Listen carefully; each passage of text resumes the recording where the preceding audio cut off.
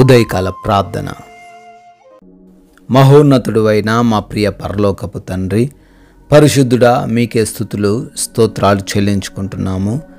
నిన్నటి రాత్రి కాలమంతను కూడా మాకు మీ యొక్క రక్షణ దయచేసినందుకు స్తుతులు నాయనా. మంచి నిద్రను మాకు అనుగ్రహించినందుకు స్తోత్రాలు ప్రభువా.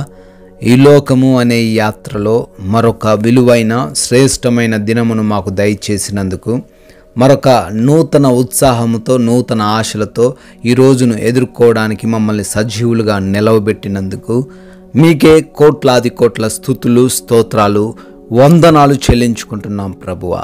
సామెతల గ్రంథం 20వ అధ్యాయం 27వ వచనము, నరుని ఆత్మ యెహోవా పెట్టిన దీపము, అది అంతరంగములన్నీయు శోధించును అని వాక్యము ద్వారా మాకు తెలియజేస్తున్నారు తండ్రి. అవును తండ్రి, ఈ లోకములో జీవిస్తున్న మేము ఏ కార్యము చేస్తున్నామో, ఏమి ఆలోచన చేస్తున్నామో, ఏదైతే తండ్రి చెయ్యాలి అనుకుంటున్నామో ప్రతిదీ కూడా నాయన మీకు తెలుసు అని అయ్యా మాకు జ్ఞాపకం చేస్తున్నారు. అయ్యా, ఎవరు చూసినా చూడకపోయినా, ఎవరు మమ్మల్ని ప్రేమించినా ప్రేమించకపోయినా, ఎవరు మా పనులను తండ్రి మెచ్చుకున్నా మెచ్చుకొనకపోయినా మీరు మా వైపు చూస్తున్నారు. మీరు తండ్రి మమ్మల్ని అందరినీ పరిశోధిస్తున్నారు. మీరు మాకు ప్రతిఫలం ఇస్తున్నారు తండ్రి. మీకే స్తుతులు చెల్లించుకుంటున్నాం.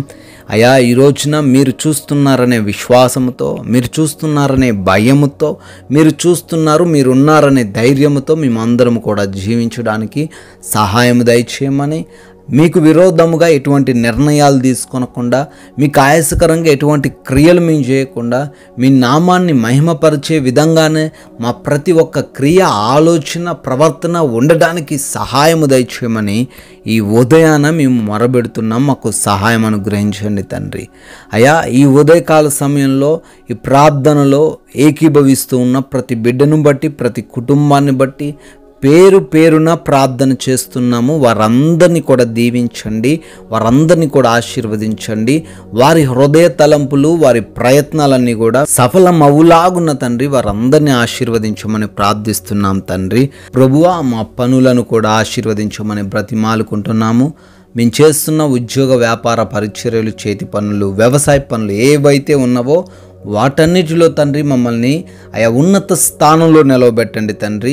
మాలో ఎవరు కూడా సోమరిగా లేకుండా మేమందరము కూడా తండ్రి కష్టపడి పనిచేసే మనస్తత్వం కలిగి ఉండులాగున మాకు జ్ఞానం దయచేయండి.